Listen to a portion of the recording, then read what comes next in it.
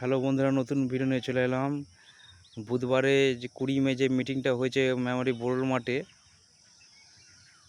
Mic শব্দ দূষণ নিয়ে মাইক মালিকরা কি মিটিং করছে সেই ভিডিওটা দেখো।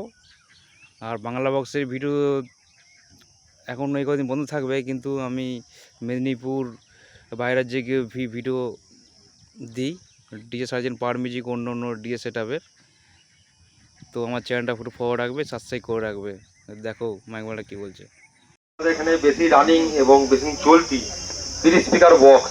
30 স্পিকার বক্সে 24 পিস চোং লাগাতে হবে, তার বেশি লাগানো যাবে না। এবং তার সঙ্গে 24 পিস ইউনিট, যে একটা চোঙের ভেতরে পিছনে 3-4টে করে ইউনিট বা অন্যরকম কিছু ঝামেলা, সেসব কোনো রকম ঝামেলা করা যাবে না। যেটা বলা হচ্ছে এটা কিন্তু সবাইকে মানতে হবে। এবং কালকে এটাই আমাদের মধ্যে আলোচনা হয়েছে, তো ফাইনাল এটাই হচ্ছে। 2 নম্বর হচ্ছে 16 স্পিকার বক্সে 13 পিস চোং ইউজ করা যাবে এবং 13 পিস ইউনিট। 3 নম্বর হচ্ছে ইউনিটের বদলে কোনো রকম প্রেসার মিট বা উন্নত মানের অন্যরকম যদি কোনো টেকনোলজি, যদি কোনো রকম হাই প্রেসার মিটের মতন কিছু যদি বেরিয়ে থাকে, সেসব কিছু লাগানো যাবে না। ইউনিটি ইউজ করতে হবে, যাতে আরো বেশি আওয়াজ হয়, সেসব জিনিস লাগিয়ে শব্দ দূষণ করা যাবে না। 4 নম্বর হচ্ছে সর্বোচ্চ সব থেকে হাইয়েস্ট স্পিকার, তার নিচেও তুমি থাকতে পারো। সর্বোচ্চ হচ্ছে 15 ইঞ্চি, তার বেশি যাওয়া যাবে না। 15 ইঞ্চি স্পিকারে বেশি উদ্দে লাগানো যাবে না। 18 ইঞ্চি, 20 ইঞ্চি, 24 ইঞ্চি সব ভুলে যাও। হ্যাঁ, বাংলা বক্সের ক্ষেত্রে কিন্তু কেন বলছি, কেউ যেন আরসিএফের কথা ভেবো না এই জিনিসগুলো। 5 নম্বর হচ্ছে বক্স বাজবার সময়, যেটা আমাদের কোনো লিমিটেশন ছিল না এতদিন।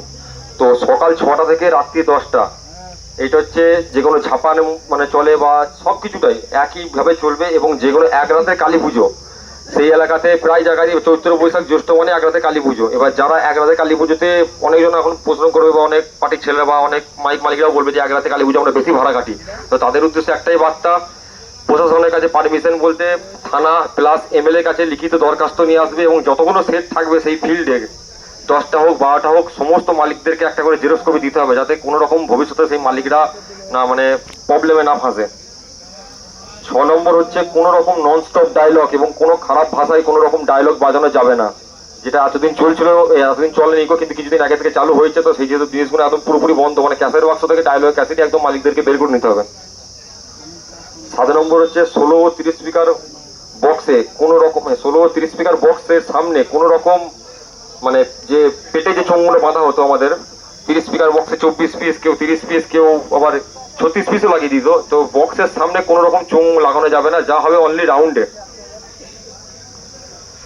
8 নম্বর নিয়ম হচ্ছে বক্সের বিট এবং চোঙের মিউজিক কোনো রকম চোঙের মিউজিক এবং বক্সের বিটের ক্যাসেট কোনো রকম ক্যাসেট বক্সে রাখা চলবে না। এবং ডেকের যে পেটিগুলো হয় আমাদের, ডেকের পেটিতেও ডেকের যে বিটের ডেক বা মিউজিকের ডেক, এগুলোও কিন্তু রাখা যাবে না। কারণ রাখলেই সেখানে পরিস্থিতি চাপে, পার্টির ছেলেরা তখন রিকোয়েস্ট করবে, তখন জোর করে চালাতে হবে। সেই জিনিসগুলো আগে থেকেই ওই জন্য ভাবনা চিন্তা করা হয়েছে, কোনো রকম নিয়ে যাওয়াই যাবে না।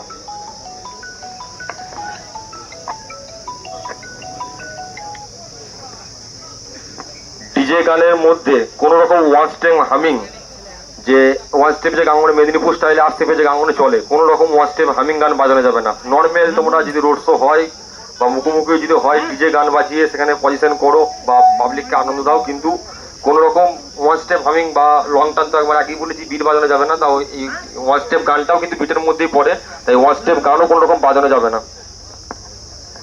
আর main road plus hospital plus school, বাজার এবং জনবসতি যে এলাকাগুলো আছে, সেই জায়গাটায় বক্স যখন রোড শো হবে, কিছু কিছু জায়গা আছে যেমন মেন বাজার দিয়ে রোড শো করে যায়, সেখানে আবার কিছু কিছু মাইকওয়ালা কি বলে ওটা,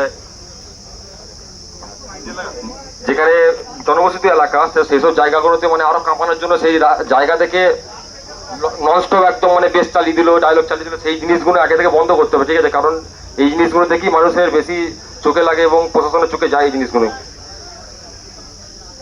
রোড জ্যাম করে কোনো রকম কম্পিটিশন হবে না, যেটা আগেতে হতো প্রায় জায়গায়। যে রোডে যাদের পজিশন আছে, যেসব জায়গাগুলো যাদের মাঠ নেই, রোডই পজিশন বের করো, তা তাদের এমন কিছু জায়গা দেখতে হবে যে যদি পজিশন তোমরা অনলি করতে চাও, যে কম্পিটিশন বা ধরো রোড শো যাই হবে, যদি করতে চাও, তাহলে তোমাদেরকে সেটা একটা জায়গা দেখতে হবে, নির্দিষ্ট জায়গা, যেটা খেলার মাঠ বলো বা এমনি ফাঁকা জমি বলো, যাই হোক। কিন্তু মেন রোডের উপরে কোনো রকম অত্যাচার করা যাবে না, যাতে পাবলিক না গিয়ে কোনো জায়গায় কোনো থানায় গিয়ে কমপ্লেন জানাতে পারে বা কোনো বিধায়কের কাছে গিয়ে বলতে পারে যে এরকম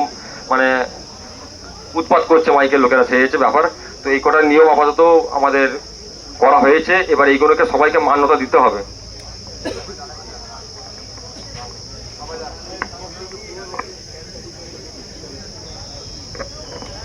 আর যে নিয়মগুলো বলা হলো সেই নিয়মগুলো কিন্তু সমস্ত মাইক মালিকদেরকে মানতে হবে, এবং যারা মানবে না, যারা এখনো এতদিন মানে এখন যা পরিস্থিতি যা সব দেখতে পাচ্ছ, এই পরিস্থিতির মধ্যেও কেউ যদি ভাবো যে ধরো 30 স্পিকারের মধ্যে বক্সের ক্যাবিনেটের মধ্যে কেউ 40টা স্পিকার ভরবে, কেউ 50টা স্পিকার ভরবে, খবর পেলে কিন্তু সমস্ত পাবলিক এবং মাইক মালিকদের কিন্তু সহযোগিতার হাত বাড়িয়ে দিতে হবে। তার উপরে যা স্টেপ নেবে মাইক মালিকরা এবং মানে পাবলিকরা, তো সবাই কি সেই জিনিসটা আগে থেকে মানে সাহায্য করতে হবে। তাই সেই জিনিসগুলো বলতে চাইছিলাম।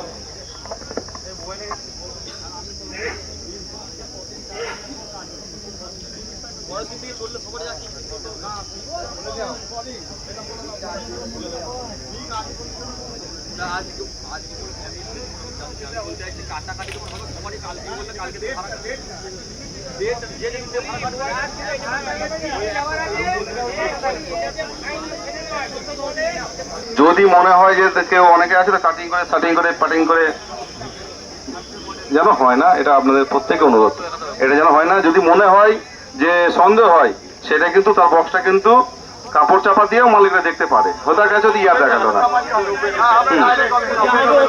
ওপেন ওপেন দূর থেকে দেখবে হয়তো, তাহলে মারতে হবে না। হ্যাঁ, সবাই যেন 3 ইঞ্চি গ্যাপ থাকে, ওটা অসুবিধা নেই। হ্যাঁ হ্যাঁ, ওপেন দেখবে, ঠিক আছে। আর একটা যেটা সবারই এখানে আলোচনা হচ্ছে যে বিগ বক্স গুলো কবে, আর একটা যেটা সবারই আলোচনা হচ্ছে এখানে যে বড় বক্স যারা করেছে, যারা 36 স্পিকার 40 স্পিকার বা 50 স্পিকার বা 60 স্পিকার, তা সেই বক্স গুলো কবে কাটিং হবে। তো টাইম দিতে গেলে দেখো টাইমের পর টাইম চলেই আসবে। আমার মতে বলে, এটা আমার নিজের পার্সোনাল বক্তব্য।